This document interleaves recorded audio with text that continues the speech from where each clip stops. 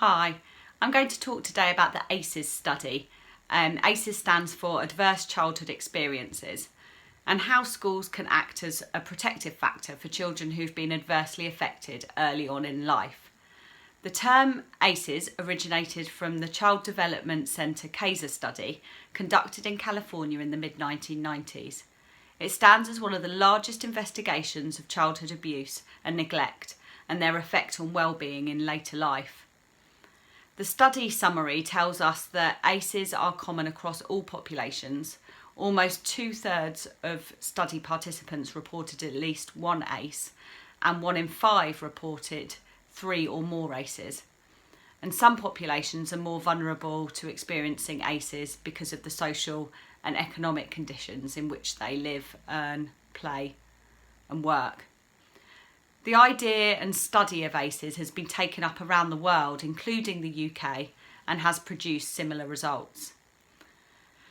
So some of the things that children might experience are domestic violence, drug and alcohol substance abuse in the home, parental mental ill health, a family member going to prison, divorce, and specifically how this is handled, a death in the family, whether a child lives in care, whether they are a young carer themselves, critical illness, gang membership, prejudice, children's experience of prejudice from being different, migration.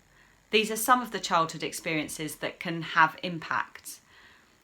We can also speculate that the incidence of adverse childhood experiences will have increased as a result of the effects of the COVID pandemic on children's family and school life. The study showed the impact of these adversities across a person's life course and demonstrated that as the number of stressful childhood experiences increase, so do the adverse experiences across that person's life, resulting in health conditions, social problems, and in fact early death. And some care agencies use the concept of an ACEs score to judge the level of potential harm to an individual. So the more ACEs that individuals experience as children, the more risk they have as adults. If children have 4 or more ACEs, they're more likely to have health conditions such as diabetes and more likely to develop addictions or be imprisoned. And also, one ACE that can have a lifelong impact. It can have a lifelong impact depending on the circumstances. The study looked at how early brain development from 0 to 2 is a critical period and when neural pathways are made. So positive interactions between young children and caregivers in the early years literally builds the architecture for a developing brain. So the more positive experiences and interactions the child has with their caregiver, well, this builds the foundation for more positive experiences later on and how they experience life and the world later on. We should note that the impact of ACEs is not uniform, depending on personal temperament, mitigating factors in the environment and subsequent experiences. The effects of adverse experiences can be mitigated. Many individuals surmount negative early experiences and lead fulfilled and successful lives. Your ACEs score is not your destiny. However, the study does alert us to the extent of adverse experiences encountered in childhood and to the harmful effects experienced by many children. There is some well-known training for ACEs through the website acesonlinelearning.com.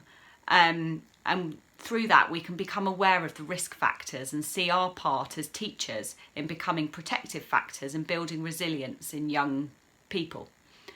So some of the ways in which schools can become protective factors for these young people, they create a positive school climate that enhances belonging and connectedness. They can. Clear policies for behaviour and bullying. They can have an open door policy for children to raise problems and a whole school approach to providing good mental health.